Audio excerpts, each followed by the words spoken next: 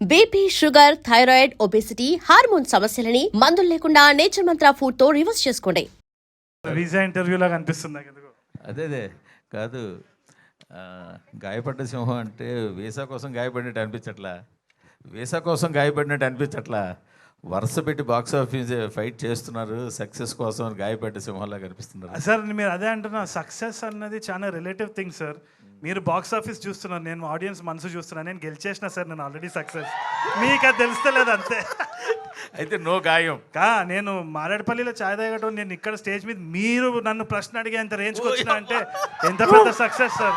నేను గెలిచిన సింహం సార్, గాయపడలేదు. ఇది కదా స్పోర్టివ్ స్పిరిట్ అంటే. Thank you.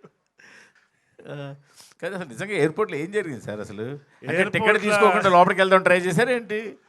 బేసిక్గా ఒకసారి షార్ట్ ఫిల్మ్ కూడా షూట్ చేయడానికి ట్రై చేస్తాను సార్. నన్ను నో ఫ్లై లిస్ట్లో ఒక వారం రోజులు పెట్టినారు. ఆ టైంలో వాళ్ళకి ఏం తెలియదంటే నాకు ఫ్లైట్ పైసలు అంత లేకుండే. వాళ్ళు నో ఫ్లై లిస్ట్లో పెట్టినా కానీ నేను బస్సులోనే తిరిగేటుండే. బట్ ఇప్పుడు కూడా ప్రమోషన్స్ కోసం పోవాల్సి వచ్చింది. It was an interesting promotion. అదే చాలా మంది ఫోన్ చేసి ఏంది యూఎస్ వస్తున్నావంట రాలేదంట అని ఫోన్ చేసినారు. But it was a part of promotions.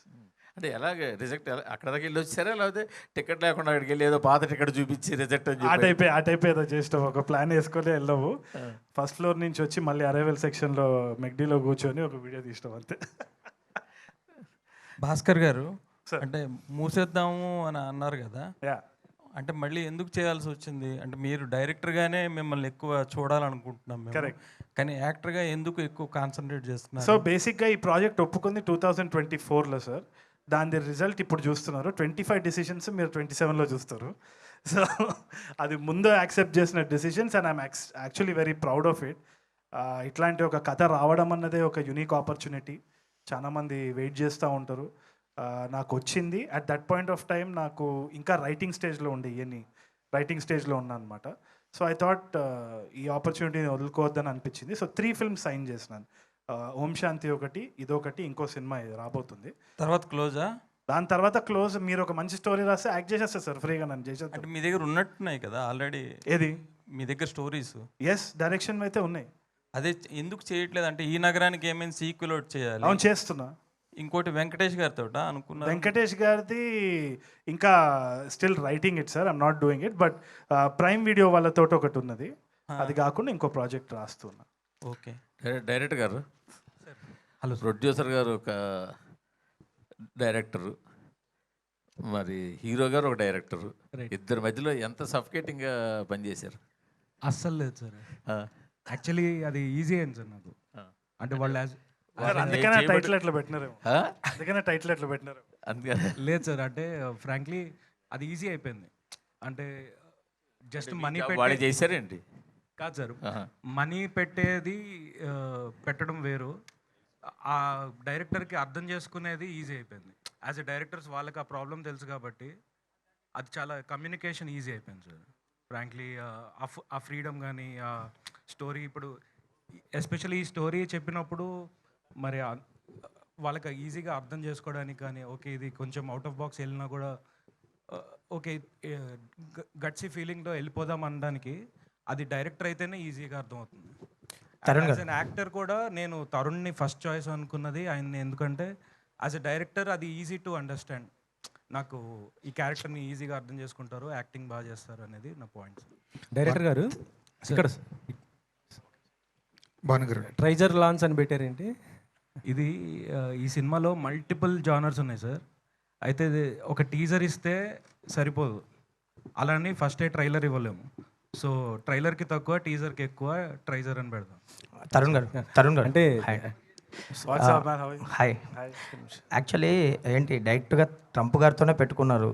Like ఈ టీజర్ చూసాక అసలు మీకు వీసా వస్తుంది అనుకుంటున్నారా? మొన్న ప్రమోషన్స్లో జరుగుతుందేమో అనిపిస్తుంది నాకు ఈ టీజర్ చూసి. నాకు అదే భయం అవుతుంది. ఇక నేమ్ చేంజ్ చేసుకొని ఆధార్ కార్డ్ మార్చుకొని పోవాల్సి వచ్చే పరిస్థితి వచ్చేటట్టుంది. మరి చూద్దాం. అండ్ ఏమైంది ఈ నగరానికి 2కి ఆ సినిమాకి కల్ట్ ఫ్యాన్స్ ఉంటారు. ఇప్పుడు సీక్వెల్ వస్తుంది, మీరు ఇందాక అన్నట్టు ఫస్ట్ హాఫ్ అయిపోయింది. సో ఎప్పుడు రిలీజ్ ఉండొచ్చు ఆ cinema? I think mostly October, November అనుకుంటున్నాం టెంటేటివ్లీ. ఇంకా ఒక షెడ్యూల్ అయితే ఒక క్లారిటీ వస్తుంది మనకి, రన్వే ఎంత ఉంది, పోస్ట్ ప్రొడక్షన్ ఎంత టైం పడుతుందని. కానీ టెంటేటివ్లీ ఆ టైం అనుకుంటున్నాం. తరుణ్ గారు ఆల్ ద బెస్ట్ అండి. Thank you. ట్రైజర్ చాలా బాగుంది. తరుణ్ గారు గాయపడ్డ సింహం అంటున్నారు కదా, మీ రియల్ లైఫ్లో ఎప్పుడన్నా గాయపడ్డారా? రోజు గాయపడుతూనే ఉంటా కదా సార్, మీరు చూస్తున్నారు. అంటే ఎలా, అంటే సినిమానా లేకపోతే మామూలుగా? ఏదేది గాయం అంటే ఇప్పుడు స్టేజ్ మీద ఎట్లా పైకి కనబడే గాయం కాదు సార్, మానసికంగా. అంటే దట్స్ లైఫ్ ఏమో, అప్ అండ్ డౌన్. ఇట్లా మీటర్ ఇట్లా పైన కిందికి పోతేనే బతుకున్నట్టు, ఇట్లా అని పోతే చచ్చిపోయినట్టు సార్. బాలకృష్ణ సినిమా టైటిల్లో ఉందండి గాయపడ్డ సింహం. ఏదండి? బాలకృష్ణ సినిమా టైటిల్లో ఉంది గాయపడ్డ సింహం. అవునా? Was that the intention?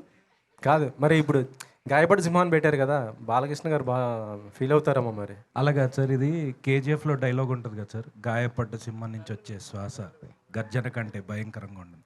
So దీంట్లో ఆ డైలాగు సినిమాలో వాడటం జరిగింది ఆ నరేషన్కి. అదే అదే అదే మరి యూఎస్లో ఏమైనా ప్రమోషన్ చేస్తారా దీన్ని? మాకు వీసా వస్తే డెఫినెట్గా చేస్తాం సార్. ప్రొడ్యూసర్ గారు సార్, ఇలాంటి కథలు అసలు మీరు జడ్జ్ చేయడం చాలా కష్టం. ఇలాంటి కథలు ఏ ప్రొడ్యూసర్ అయినా సరే కథగా చెప్పేసినప్పుడు కొంచెం క్రేజీనెస్ ఉంటుంది, కానీ స్క్రీన్ మీద ఎలా ఉంటుందా, స్క్రిప్ట్లో ఎలా ఉంటుందా అన్న కొంచెం కన్ఫ్యూజన్ ఉంటుంది కదా. కథ చెప్తున్నప్పుడు వింటున్నప్పుడు ఆ కన్ఫ్యూజన్ స్టేజ్ ఏమైనా ఉండేదా మీకు? లేదండి, ఎందుకంటే తను చెప్పిన విధానంలో చాలా క్లారిటీ ఉంది ఫస్ట్ ఆఫ్ ఆల్. తర్వాత అంటే ఫస్ట్ ఈ కథ నాకు చెప్పింది పవన్ సాధినేని అండి. పవన్ ఒక హాఫ్ అన్ అవర్ నెరేట్ చేశాడు. హాఫ్ అన్ అవర్ నెరేట్ చేసినప్పుడే వీఆర్ లైక్ యూనో, అది అర్థమైపోయింది దాంట్లో ఉన్న పొటెన్షియల్ ఏంటి అనేది. యాజ్ ఎ ప్రొడ్యూసర్ మేము అర్థం చేసుకోవాల్సింది ఏంటంటే, అసలు ఇది ఎంత రిలవెంట్, ఏదైనా ఒక సబ్జెక్ట్ మనం ఎత్తుకున్నప్పుడు అది ఎంత రిలవెంట్, అది